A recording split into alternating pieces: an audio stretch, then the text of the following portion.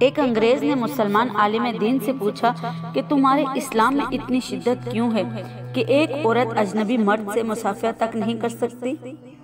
عالم دین نے بہت تحمل سے خوبصورت جواب دیتے ہوئے پوچھا کہ کیا تمہارے ہاں ہر شخص ملکہ برطانیہ سے ہاتھ ملا سکتا ہے، مصافحہ کر سکتا ہے؟ انگریز نے جواب دیا، ہرگز نہیں۔ ملکہ برطانیہ کے پروٹوکول میں قانون صرف 7 قسم کے افراد کو یہ اجازت دیتا ہے کہ وہ ملکہ سے ہاتھ ملا سکتے ہیں۔